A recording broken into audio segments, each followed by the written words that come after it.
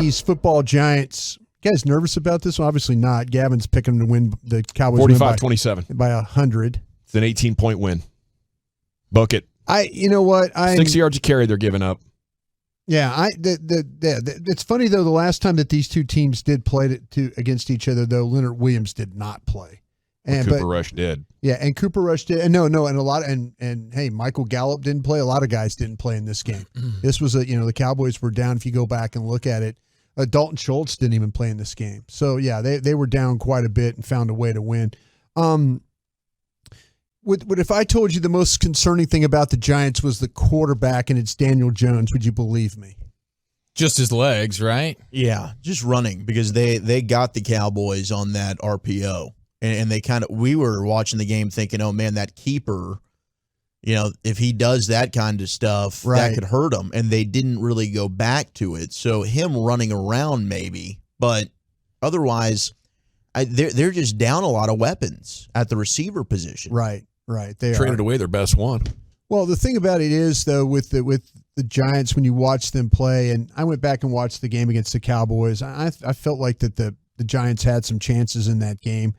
But they're going to have success offensively. Yeah, the thing that, and I'm not just saying this to blow the smoke again, I think Daniel Jones is actually a better quarterback. I think this staff has done something for him. I know the Cowboys played him in week 3, and you're kind of like, it's damn Daniel Jones.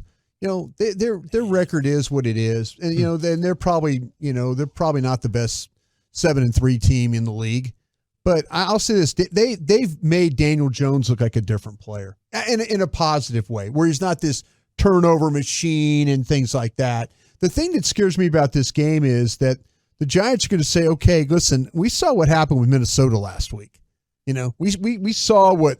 Dropping back and throwing the ball, all the times that they threw the ball, we saw what that could do. And the Giants, when they played against the Cowboys, kind of faced that a little bit. Tank Lawrence had a really good game against these guys.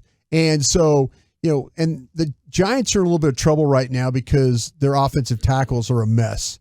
Some questions about Evan Neal, whether he'll play, and then his backup, Tyree Phillips, is banged up too. So there are going to be some questions about what's going to happen there at right tackle, for the Giants, and it might not be good enough for them in this game. But I have a feeling what you're going to get is you're going to get a steady diet of they're going to try and get Saquon Barkley like 180 yards rushing. Oh, yeah. This is what the game plan is going to be. Daniel Jones might be a player to fear, but the proper game plan is that one that Art Briles made for that bowl game when they didn't have a quarterback that one year at Baylor. Remember that? They ran it like 55 times. Just keep running the ball and hope for the best. They've got, their receivers, they're going to miss Robinson, the little wide receiver from Kentucky. I think Richie James takes over his role as that kind of that loose play player in space. He's kind of the primary punt returner, and he's capable. He had a good start to the season. Kenny Golladay, I don't think should scare you that much. Darius Slayton, I think, still is a good player for them, though. But it's just a matter of can they get him the ball, and Daniel Jones has thrown the ball better, through, like I say, through these coaches. But it's going to come down to, are you good enough to stop the running game here? Because I feel like that they're going to try and run the ball every single snap. Yeah, and you won't stop their running game, but as Chiafalo would point out, there's a limit to how much you can score if all you're going to do is run. You got to win under 30. If you can do both, and I don't think the Giants can, then that opens up your 35 and 40-point games. Yeah, and you've looked at the Athletic had the numbers on the Cowboys offense from week 7 to week 11.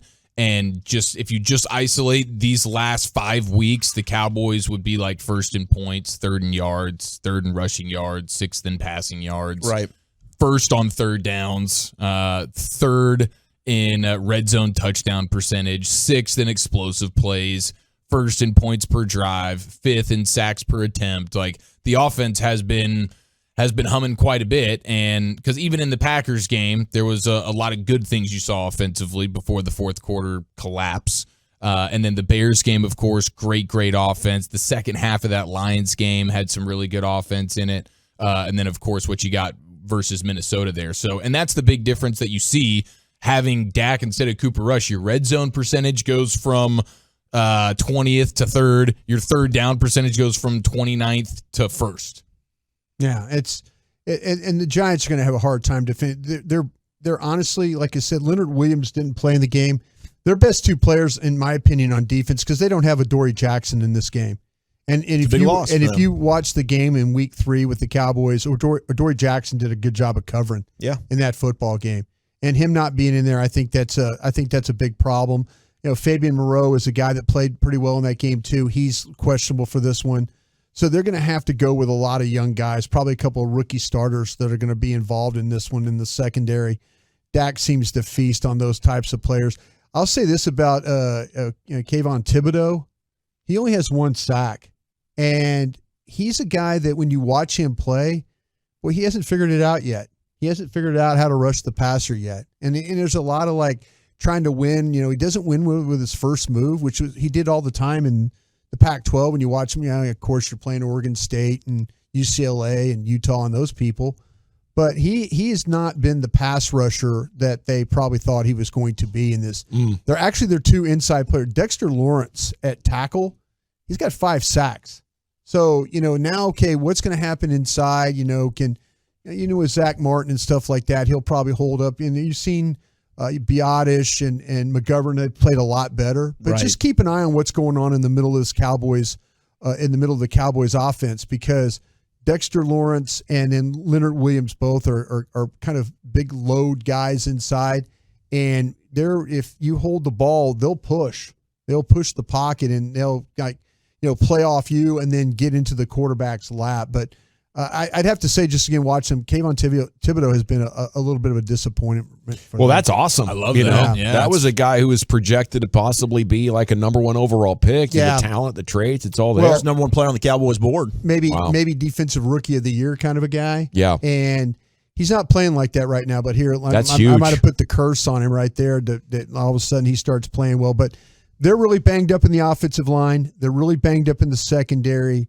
And so just what I could say, get ready for just full on.